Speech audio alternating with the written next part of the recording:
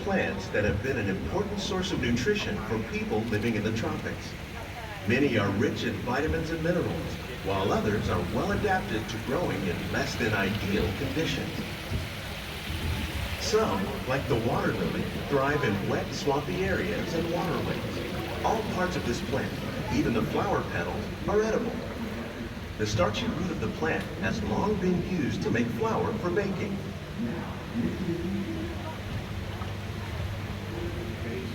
One day, many of these lesser-known tropical plants may be as important as the bananas growing on both sides of the boat. More than 28 million tons of bananas are eaten annually, making it the most popular fruit in the world.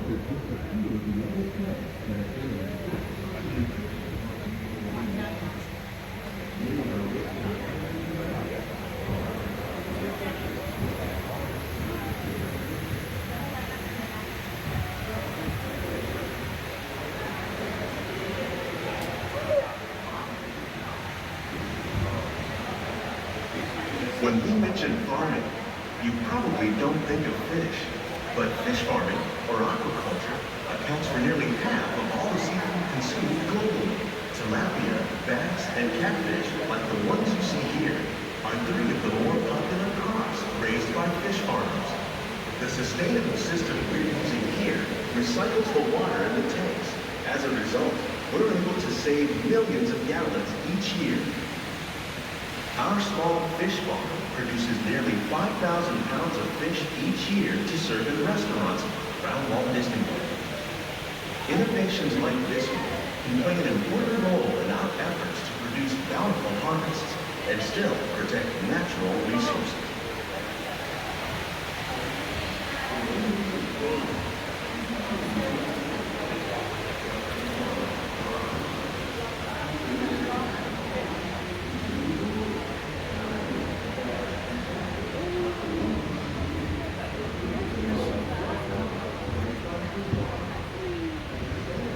While there are more than 50,000 edible plant species in the world, most of us are only familiar with the handful that make up our everyday diet.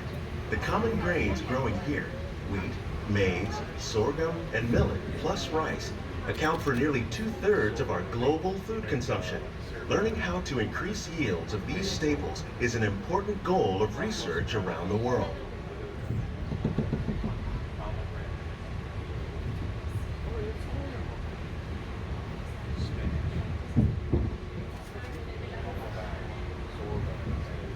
These plants are definitely on their way up. Innovative growing techniques like these increase yields while more efficiently using resources like water, fertilizer, and pesticides. Another innovation at work here is our integrated pest management program.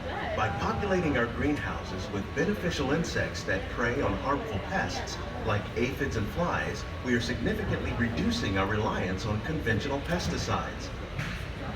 We're growing these crops using our nutrient film system. This technique precisely controls and recycles water and nutrients. With it, we can produce over 27,000 heads of lettuce a year in this one small area.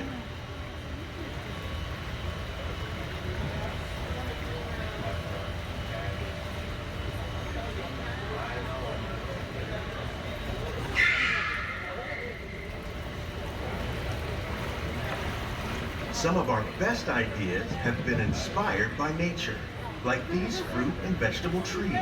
By growing these ground plants vertically, we can increase yields and better control diseases.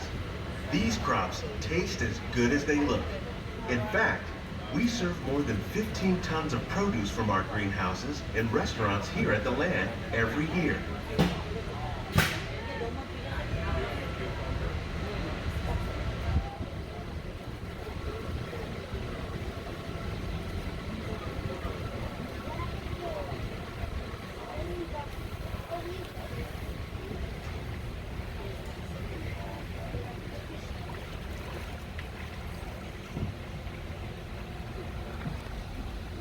The future of agriculture may include innovative ideas like this vertical growing system.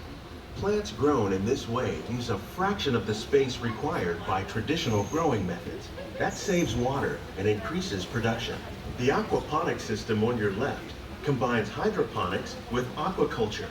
The fish provide a natural source of fertilizer for the plants, and the plants help keep the water clean for the fish. It's another great way to produce more while using less. In our lab, Epcot scientists are working with the U.S. Department of Agriculture on a number of innovative projects. The goal of these efforts is to produce higher yielding and better quality plants.